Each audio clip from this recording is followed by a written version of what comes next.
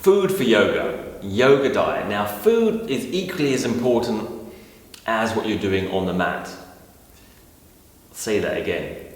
The practice of diet is really half the practice of yoga, because physical yoga, not mental yoga necessarily, although it is said that the stomach is the second brain. So it does, in fact, the food you take affects your physicality and also your emotions and your mental health. So what do I mean by a yoga diet? Really, there's three fundamental things to bear in mind. Try and eat freshly, right? So food that's produced recently means not processed food, not food that's got preservatives so it will last for weeks. And if you're getting fruit and veg, try and get them as fresh as possible. Don't eat old food as well. Don't store food for days and eat it, right? Maybe 1 day maximum in the fridge. Then, unfortunately, get rid of it and eat fresh food, because the food has energy in it. And once it's cooked, or even once it's picked, it quickly loses that energy, right? So you're trying to eat stuff that's got the energy, the vital life, as strong as it can in that food. Secondly, eat close to source. Eat stuff that's grown in your local area, because we're a product of our local area, really. We fit in with the atmosphere and the environment. So eat stuff that's grown around you. Try not to eat stuff that's shipped across the world. If you're in the country where the food is being produced, being grown, then it kind of makes sense to eat what's surrounding you. Not only that, it's fresh as well. It's fresher as well, right? If you're eating tropical fruits in the middle of winter in Northern Europe, it's obvious really that we're really not eating for our locale and our climate and our environment, right? Not only that, it's not new, it's not fresh food because it's taken time to travel, right? So eating appropriately means eating locally, really. And finally, eat as good quality as you can, right? Eat stuff that, not necessarily organic, but try and find the best produce you can, right? Try and find the best quality you can. Not only will it affect the quality of the energy in the food, it will also affect the quality of other people's lives that have made it, and the planet that's grown it, right? So, the choices you make don't only affect your diet, they affect everyone else around you, which does make a big difference in the whole picture, because yoga isn't just about us, it's affecting everyone. And secondly, let yourself off the hook. It's the general rule and not the specific, right? So specifics don't always work out for us. Sometimes we eat something, or we have a desire or a craving, and we give into, and we go there and we eat it. Don't worry about that. The general rule in the general way that you operate your diet is important, and the specifics where you're not able to eat something that you'd like on a certain day, or you do eat something that you'd like, that doesn't matter. Let go of that. Doesn't matter. Let yourself off the hook with the diet, right?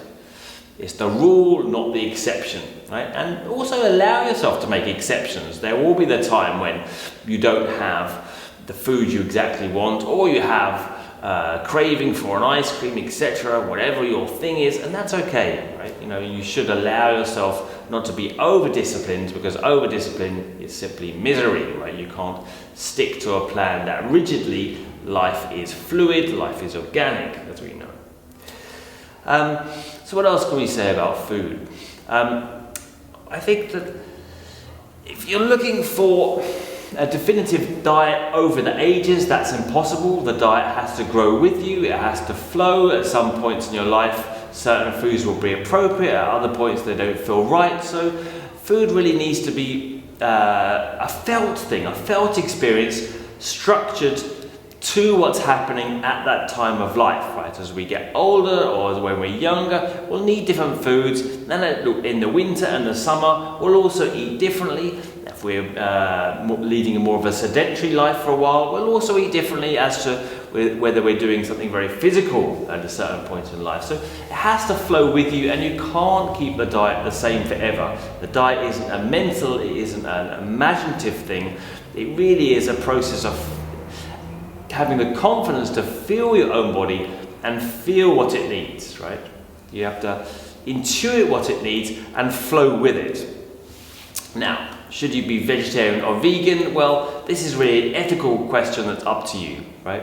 I generally don't like labels that much. I think they're only a demonstration to the outside, and really this is a personal preference for you. A traditional vegetarian diet is the traditional Indian yogic diet, but that doesn't mean you can't practice yoga if you're eating meat, right? And some people find that the vegetarian and vegan diet really doesn't work for them, in which case you have to accommodate yourself as you see fit, right? So hanging on to a vegetarian or vegan diet when you're really suffering isn't really of any use to anyone. Either just walking down the street you're causing harm, stepping on an insect, there's all kinds of harm in life, and we can't live by ideals. If we're killing an animal, we try and acknowledge that.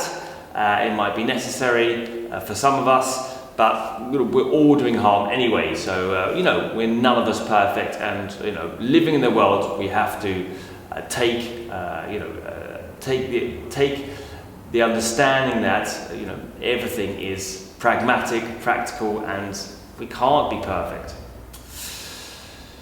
So I hope that gives you some ideas of diet, and finally you have to find a bigger reason to eat. As I said, like even if you are eating meat, find a reason to eat that's bigger than just yourself and your own body. Share the food, take care over how that's made, take care over how that affects the environment, and you'll find that your food and diet becomes a lot easier when it's not just about you. When you expand the question of your eating to involve a sharing of your perspective in life, because remember, food is really the way you connect to life. So sharing that food with others, sharing the way that you eat with the world is better than obsessing on your protein intakes and veganism, etc., etc. It's really opening up the question of diet as a question of the way you live in the life, and a question of the way you want to treat others generally, and a question of the way that you want to treat the environment generally. Will take the pressure off your specific diet as well. So, a few ideas to bear in mind. Don't forget to like, subscribe, hit the notification bell, and leave a comment or a question for me. I'll see you again soon.